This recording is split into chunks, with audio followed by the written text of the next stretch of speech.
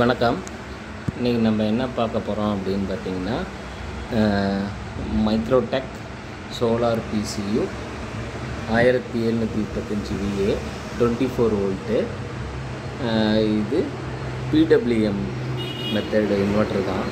இப்போ நிறைய பேர் இந்த இன்வெர்ட்டர் போட்டுட்டு எனக்கு மெயின்ஸ் பவர் இருக்குது, சோலார் பவரும் வருது, பேட்ரி ஃபுல் சார்ஜ் ஆயிடுச்சு, ஆனால் எனக்கு வந்து சோலாருக்கு மாற மாட்டேங்குது அப்படின்னு சொல்லி நிறைய பேர் சொல்கிறாங்க.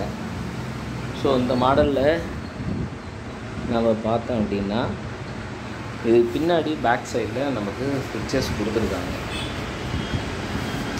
ஸோ என்னென்ன பவர் பாயிண்ட் இருக்குது அப்படின்னு சொல்லிட்டு, இது வந்து 24 volt inverter.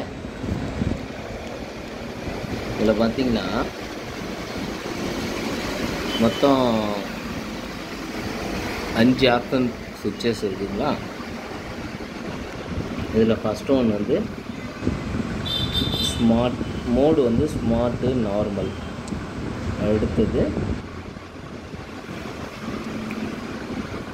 Input voltage range, நேரோ, ஸ்டாண்டர்ட்.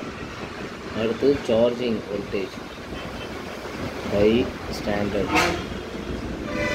அடுத்தது இதில் disable, enable, charging current, high, normal அப்படின்னு சொல்லிட்டு இருக்குங்களா. இதில் நமக்கு இப்போ என்ன பண்ணணும்னா, மெயின்ஸ் கரண்ட்டுக்கு மாறணும். அதாவது பேட்ரி ஃபுல் பேக்கப்பில் இருக்கப்போ சோலாரில் ரன் ஆகணும். பேட்ரி டிஸ்சார்ஜ் ஆனோடனே மெயின்ஸு நமக்கு உள்ளே வந்து மாறணும்.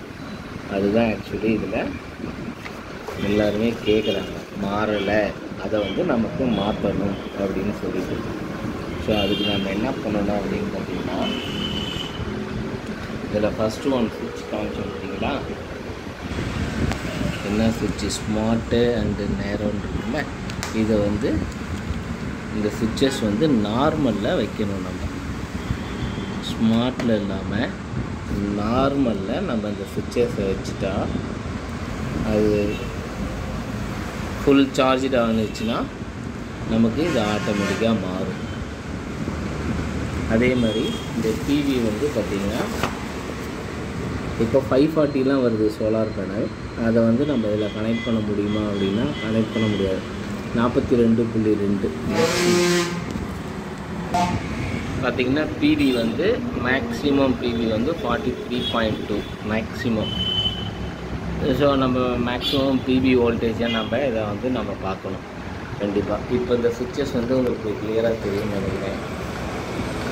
மோடு வந்து நார்மல் மோடில் நம்ம வைக்கணும். Okay, thank you. அடுத்த வீடியோவில் நம்ம பார்ப்போம்.